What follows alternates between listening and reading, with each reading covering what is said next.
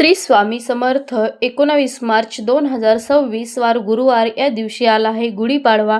या दिवसापासून चैत्र महिना व नवीन वर्षाची ह्याच दिवसापासून सुरुवात होते। तर आपण सगळे उत्सुक आहोत गुढीपाडवा म्हणजे नवीन वर्षाच्या स्वागतासाठी, पण चैत्र महिना हा आध्यात्मिकदृष्ट्या तेवढाच महत्त्वाचा आहे। गुढीपाडवा 19 मार्चला तसेच 20 मार्चला आपल्या ब्रह्मांड नायक स्वामी आईंचा प्रगट दिवस आहे। त्याचबरोबर रामनवमी, हनुमान जयंती याच महिन्यात आहे। हा महिना अत्यंत महत्त्वाचा आहे। तसेच गुढीपाडवा ते चैत्र पौर्णिमा कुलदेवीची काय सेवा करायची आहे हेच आपण या व्हिडिओमध्ये बघणार आहोत। चैत्र नवरात्री ते 19 तारखेपासून ते 27 तारखेपर्यंत आहे। तर आपल्याला चैत्र पौर्णिमेपर्यंत आई भगवतीची, आई कुलदेवीची सेवा करायची आहे। ज्याप्रमाणे आपण शारदीय नवरात्र उत्सवात नियमांचे पालन करतो तेच आपल्याला चैत्र नवरात्रीमध्ये सुद्धा करायचे असतात। बऱ्याच जणांच्या घरात चैत्र नवरात्रीमध्ये पण घटस्थापना केली जाते। चैत्र नवमीपर्यंत असते। जर तुमच्याकडे चैत्र नवरात्रीमध्ये घटस्थापना करायची पद्धत नसेल तर तुम्ही 9 दिवस अखंड दिवा लावा। आई भगवतीच्या नावाने तुमच्या घरात हा दिवा लावायचा आहे। मंगल कलशाची स्थापना तुम्ही करा। ज्या पद्धतीने आपण आपले शारदीय नवरात्रात देवीचा मानपान कुलाचार करतो त्याचप्रमाणे चैत्र नवरात्रीला करा।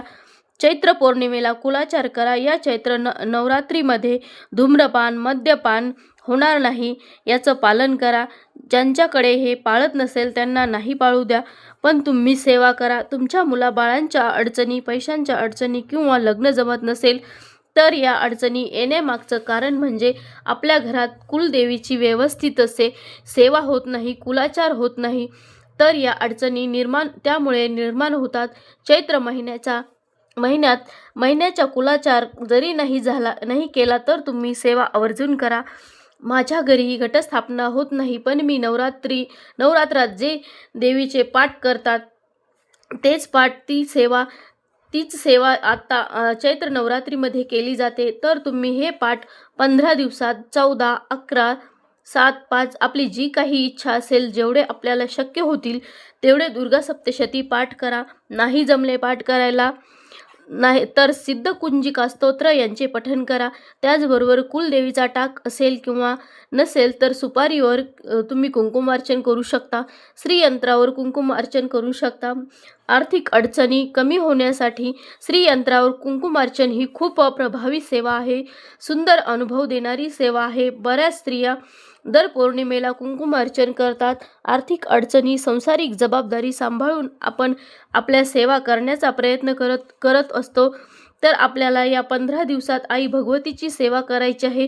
दुर्गा सप्तशती पाठ जर नाहीच झाले शक्य तर आपल्याला एक माळ 99 मंत्राची सेवा करायची आहे, रोज करायची। आपल्याकडे घरी लवंगा व कापूर असतो, लवंगा घ्या।